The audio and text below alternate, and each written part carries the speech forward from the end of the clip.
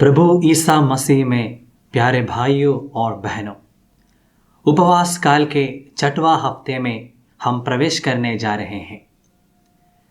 हम उपवास और प्रायश्चित के दिनों में हैं।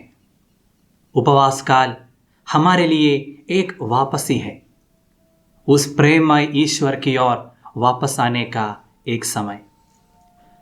आज का पवित्र सुसमाचार में हम देखते हैं कि प्रभु ईसा मसीह ये जान गया था कि अपने श्रोतागण यानी लोगों को गडरिया के जीवन के बारे में वे सुपरिचित थे। इसलिए प्रभु ईसा मसीह उनके सामने भला गडरिया का एक दृष्टांत पेश करता है।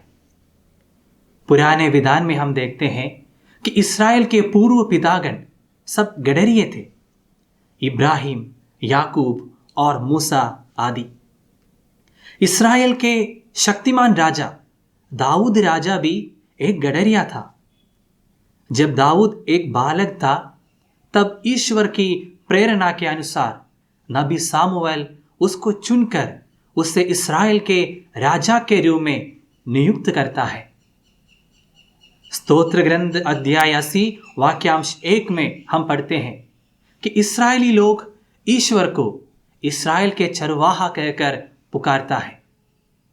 स्तोत्र ग्रंथ अध्याय 23 वाक्यांश 1 में हम पढ़ते हैं, प्रभु मेरा चरवाहा है, मुझे किसी बात की कमी नहीं। नबी यिर्मयाह का ग्रंथ अध्याय 3 वाक्यांश 15 में प्रभु कहता है, मैं अपने मन के अनुकूल चरवाहों को प्रदान करूंगा। यानी ईश्वर एक भला गडरिया किस प्रकार है, ये नबियों द्वारा हमें समझा रहा था। नबी एसकीएल का ग्रंथ अध्याय 34 वाक्यांश 11 में प्रभु यह कहता है, मैं खुद अपने भेड़ों को देखभाल करूंगा, मैं अपने भेड़ों को खुद सूंध लूंगा और उनके देखभाल करूंगा।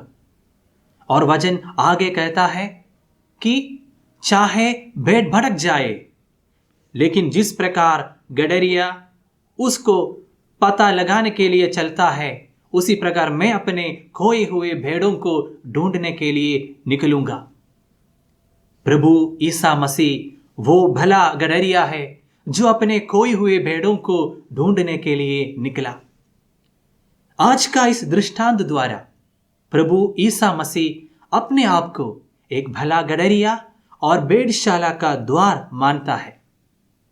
प्रभु ईसा मसीह वह द्वार है जिसके द्वारा ही हमें स्वर्ग राज्य में प्रवेश कर पाएगा।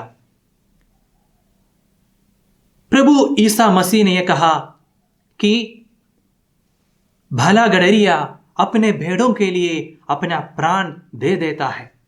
हाँ, हमारी मुक्ति के लिए, हमें बचाने के लिए, हमें स्वर्ग राज्य में प्रवेश दिलाने के लिए वो भला गडरिया कलवारी पहाड़ी पर अपना जीवन एक जीवंत बलि के रूप में हम सबके लिए चढ़ाया।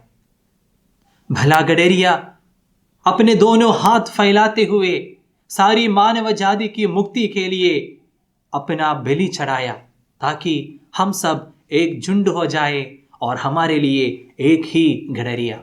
मानव जाति को उस आनंद प्रेम यानी उस भेड़शाला की ओर लाने के लिए भेजा गया है प्रभु ईसा मसीह।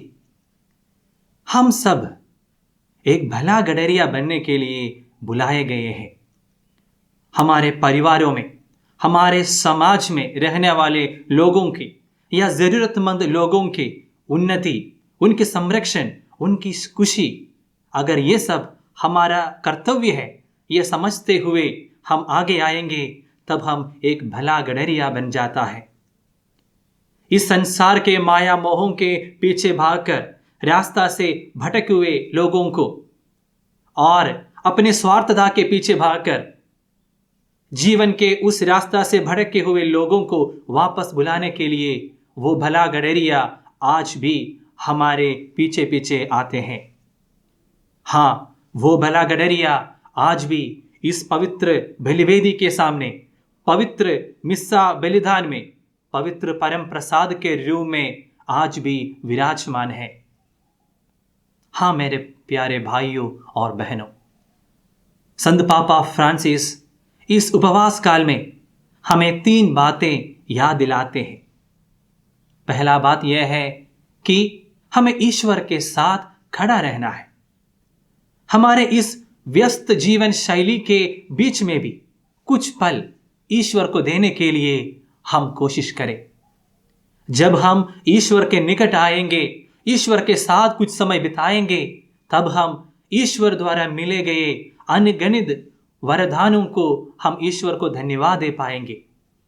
ईश्वर द्वारा मिले गए सब सुख दुखों के प्रति ईश्वर को हम धन्यवाद दे पाएंगे। और दूसरा है, हमें अपना परिवारों में या हमारे कम्युनिटी में पारिवारिक प्रार्थना को अधिक महत्व देना है।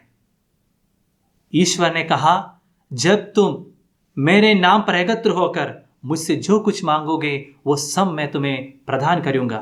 ये वादा पर विश्वास करते हुए हम हमारे परिवारों में, हमारे समाज में प्रार्थना को, सामूहिक प्रार्थना को अधिक महत्व देने के लिए हम कोशिश करें। और तीसरा है, जो लोग चाहे हमारे परिवार में हो, समाज में हो या जरूरतमंद लोगों हो, अगर वे हमारा प्यार और सहारा चाहता है, हम उनको अपना प्रेम और सहारा देने के लिए हम कोशिश करें। हाँ मेरे प्यारे भाई और बहनों, इस उपवास काल में उस भला गडरिये के तरह बनने के लिए हम कोशिश करें।